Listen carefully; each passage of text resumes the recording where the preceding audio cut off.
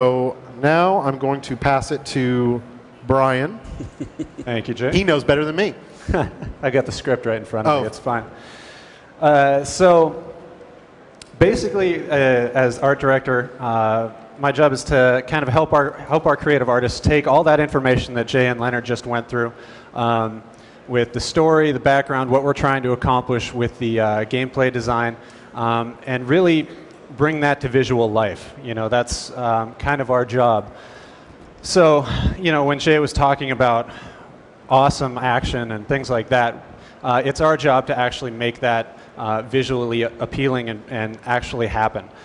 So in order to do that for Diablo III, one of the main things that we wanted to do was actually start back at the beginning and really take a good hard look at what this franchise was all about and what made it such a classic gameplay experience. So we started with the original Diablo, and you can see the 3 original classes up there. And we took a look at some of our early concept designs for that and kind of defined what made those awesome at the time and why they became kind of a timeless set of characters. And what you can't really see on these concepts here, but one interesting thing that we were noticing when we were analyzing these old drawings and the old characters and stuff was just the dark nature with which they were created. A lot of their armor is very sharp. There's a lot of history to them. In fact, the wizard in this example, if I had the full sketch up there, you could see that his feet are actually pierced with very large bones. And that's really what kind of inspired us when we were talking about how we wanted to approach our hero classes moving forward. Was, you know, what kind of a world do you live in where you pierce the bottom of your feet? That's got to be the most harsh, engaging world that you could possibly imagine to live in. But that's the world that our hero classes were kind of existing in. And the other thing you start to wonder about is, well, what kind of a background does a guy like that have? You know, I mean, they look a little bit sketchy, you know, like a rogue. You know, the wizard doesn't look too happy.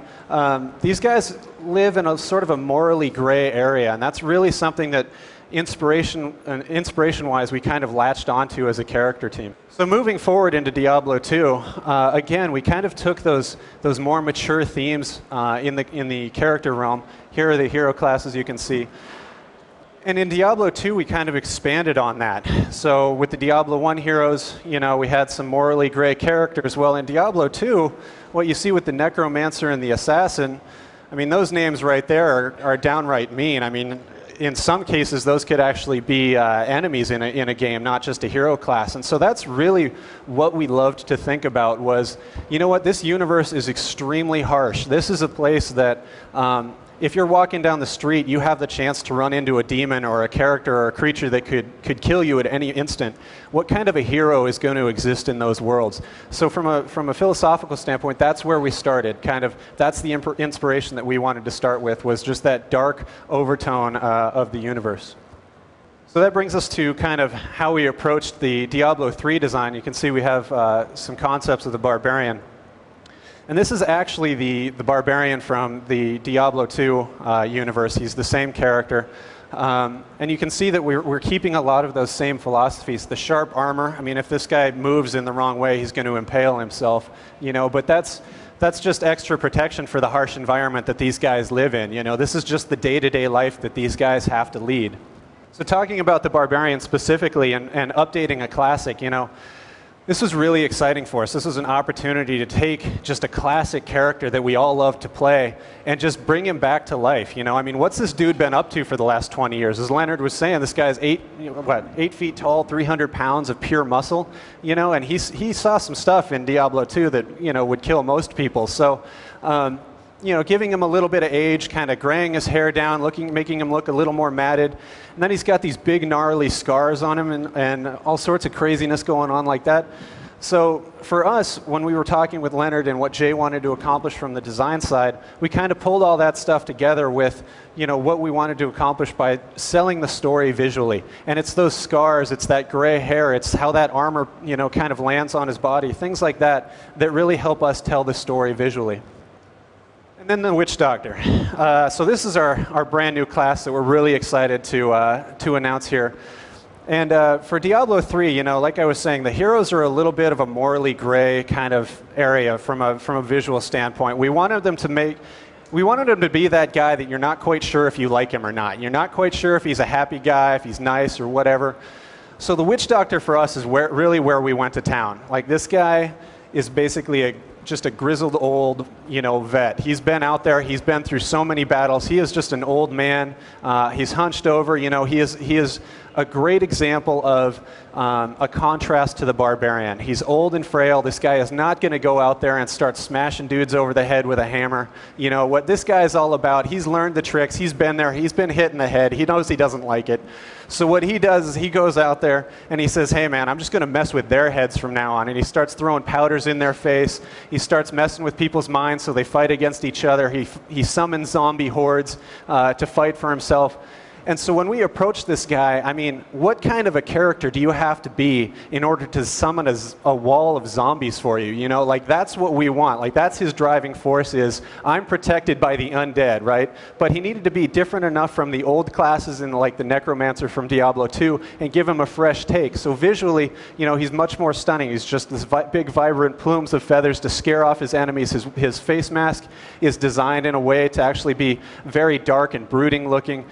Even though he's this frail old man underneath, when you see him for the first time, he actually presents this massive kind of structure in front of you because of the extra plumage on his face mask, because of the dark look on the face of the mask. And that's really kind of what he's all about, is just messing with your mind so that he doesn't get hit physically. All right. Thank you, Brian. One of the things we decided to do in Diablo 3 that's different from, a little bit different from Diablo 2 and the first Diablo game is we expanded their voice. And in the first two games, they had limited voice. They would tell you when your inventory was full. They might comment on a situation or, say, rest in peace when they put a soul down. But since we were going with very specific individuals with specific personalities, we felt that the best way to represent that was to define them through their voices, to give them very identifiable voices that really kind of drive who they are as characters. And that helps reinforce their personalities and can change over their character arc as well, is another aid to helping us tell the story. Now, and another thing you saw in the demo yesterday was that we have a new conversation system.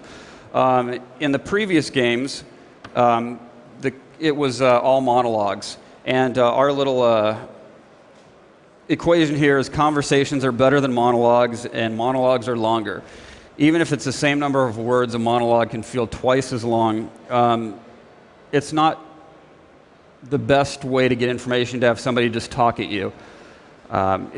It's a much quicker, easier, more entertaining device to have a conversation where your character comes to the table knowing certain things maybe the player doesn't know, but things that can be revealed through a conversation.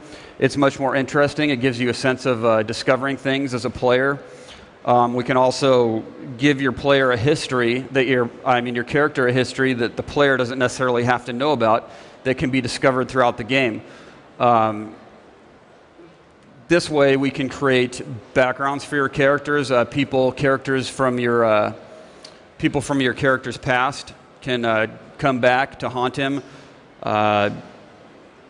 We can bring in class quests that could be very interesting. Each class will have different views of the story, which will be played out through these conversations, and it just basically makes it more interesting. I think that the bottom line beyond all this is it really gives us a way to put the hero that you're playing at the center of the story. Your hero can drive the story as opposed to being an errand boy. You can decide what is the best thing to do. The villagers can be cowardly and not say, you need to go fight this. You could suggest, we need to go fight this. We need to do this. I need to take the situation under control because no one else can take care of it. It really puts you at the center of the action and gives you a decisive role in that. And I think that's what's going to make the character more of a hero feel. And with that, we go to Jay Wilson, I believe. Oh, that would be me.